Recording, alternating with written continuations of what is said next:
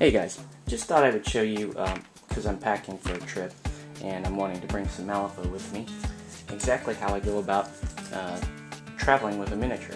So this is the bag I use. It's a Samsonite bag. Most important feature of this bag is this folding shirt compartment. It goes up top. So this folding shirt compartment saves a ton of space, and it keeps your button-up shirts nice and straight for when you travel. Folds up nicely, goes in here. Another thing I thought I would point out is when you're packing and you're trying to get a square object, maybe even something this size, in there, to use this space here in between the rails for the handle. A lot of people will just layer clothes on, and what happens is as the clothes get thicker, you start to build some height here where the rails are, and that becomes very awkward when you start folding and layering things in. So I'll take my smallest pieces of clothing, underwear, t-shirts, socks, and they go specifically in here until this level becomes flush with the rest of the bag, and then at that point I can drop the miniatures in and pack up the rest of the side of the bag. So I'll show you that. Okay, so top part is done. I've got enough button-up shirts here for a week. That up, hold it,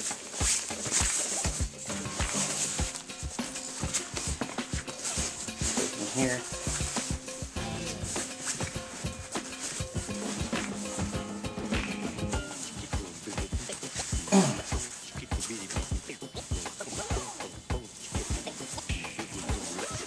Alright, so that's the lid of the suitcase. So now taking up no space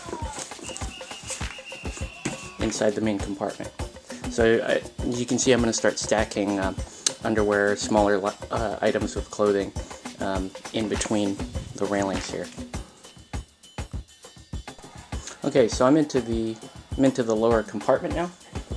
I have a nice layer here built where it is now flush with the railing, actually a little bit higher. I've tightened down this side because the bag I'm trying to put in is going to fit in the lower side of the bag. So we'll see if we can get it in and close it. It's actually looking a little daunting right now. Okay, so bottom compartment is now full. I have one thing remaining from the trip, and that is a single pair of jeans. So what we're going to do is, now we go to plan B. So we can shut this. You can see it still closes fairly easy. Have not expanded the profile or the bag. Now I'm forced to resort to this section. This is the top of the bag, and I'm going to slide this pair of jeans in. Very important to get this folding correctly, because I still want to be able to fit it in the overhead compartment, and I don't want TSA to give me any grief over how tall this particular bag is. So there's that. Everything's still closing very well. If I get it caught on the jean, not a good idea. Alright, so here's that. The bag is ready. The profile's a bit higher than I want, so I might have to do a little bit of repacking, but that's about it. I mean, I've got an entire Malifaux bag inside my rollerboard. So anyway, I'm going to do a little bit of repacking. We'll see if we can fix it. If not, thank you for watching. Okay, we're going to try this. I took that pair of jeans from the top, put them on the bottom here. So let's see if this thing closes up.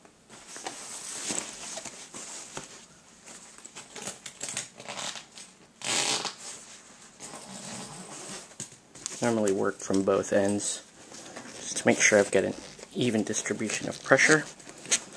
And my main pressure point is going to be across the middle.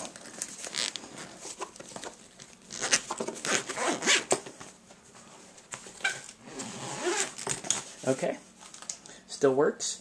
The nice part is absolutely nothing in the top. And this bag is ready for carry-on. Now, I'm still not sure if I'm going to be taking the whole bag like that, so I may still end up going with a smaller bag. However, I still have a week's worth of clothing in here with an entire Malifaux bag, and again, this is ready for the carry-on. It's a bit heavy because of all the pewter, but still way under 60 pounds. And that's it. Just hopefully that will help. If you guys are going on shorter trips, then you can obviously bring the whole bag. I could use the bag as a carry-on, however I'm bringing my laptop, so that's not going to work either.